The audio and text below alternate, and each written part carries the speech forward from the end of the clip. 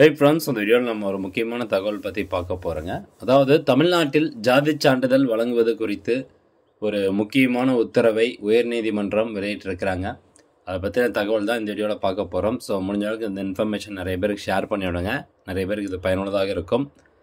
அதாவது இசை வேளாளர் ஜாதி சான்றிதழை இசை வெள்ளாளர் என தவறான பெயரில் வழங்கப்பட்டு வருவதாக சென்னை உயர்நீதிமன்றம் வழக்கு தொடரப்பட்டது. அந்த வழக்கில் ஜாதி சான்றிதழ்களில் சாதியின் பெயர்களில் எழுத்துப்பிழைகள் இருக்கக்கூடாது என தமிழ்நாடு அரசுக்கு சென்னை உயர்நீதிமன்றம் உத்தரவிட்டுள்ளது. தமிழகத்தில் இசை வேளாளர் ஜாதி சான்றிதழ்களை இசை வெள்ளாளர் என தவறான பெயரில் வழங்கப்பட்டு வருவதாக இசை வேளாளர் இளைஞர் கூட்டமைப்பின் நிறுவனர் குகேஷ் சென்னை உயர்நீதிமன்றத்தில் வழக்கு தொடர்ந்துள்ளார். மனுதாரர் தாக்கல் செய்த மனுவில் தனது மகளுக்கு ஜாதி சான்றிதழ் கோரி தாலுகா அலுவலகத்தில் விண்ணப்பித்த போது இசை வேளாளர் என்பதை இசை வெள்ளாளர் என குறிப்பிட்டு ஜாதி சான்று வழங்கப்பட்டதாக தெரிவித்துள்ளார். இது தொடர்பான தமிழக அரசின் அரசாணையில் இசை வேளாளர் என்பதை ஆங்கிலத்தில் இசை வெள்ளாளர் என இருப்பதால் அதன் அடிப்படையில் குறிப்பிட்டு ஜாதி சான்றிதழ் வழங்குவதாக கூறினர். இதுக்கு நீதிபதி என்ன கேள்வி கேட்டிருக்காருன்னா, இதனால் என்ன மாதிரியான பாதிப்புகள் ஏற்படும் என மனுதாரருக்கு கேள்வி எழுப்பினார்.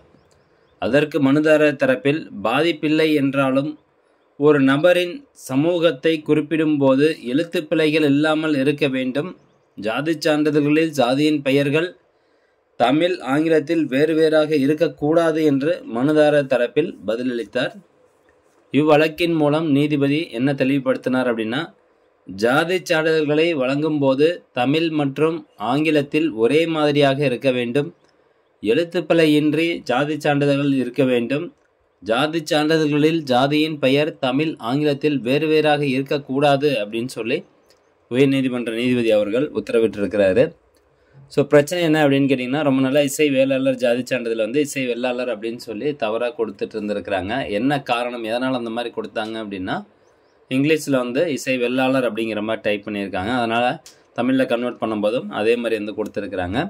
ஸோ அதனால தான் எந்த ஒரு ஜாதி சான்றிதழாக இருக்கட்டும், எந்த ஒரு ஜாதியின் பெயராக இருக்கட்டும், தமிழ் மற்றும் ஆங்கிலத்தில் அவங்க தனித்தனியாக டைப் பண்ணும்போது ரெண்டும் ஒரே மாதிரி தான் இருக்கணும். வாசிக்கும் போது ஒரே மாதிரி தான் இருக்கணும்.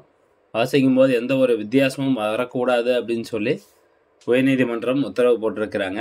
இனிமேல் கம்யூனிட்டி சர்டிஃபிகேட் அப்ளை பண்ணி வாங்குறீங்க அப்படின்னா உங்களுடைய வகுப்பு கரெக்டாக இருக்கா, கம்யூனிட்டி கரெக்டாக போட்டிருக்காங்களா, தமிழ்லேயும் கரெக்டாக போட்டிருக்காங்களா, இங்கிலீஷ்லேயும் கரெக்டாக டைப் பண்ணியிருக்காங்களா அப்படிங்கிறத ஒரு தடவைக்கு 2 தடவை செக் பண்ணிக்கோங்க.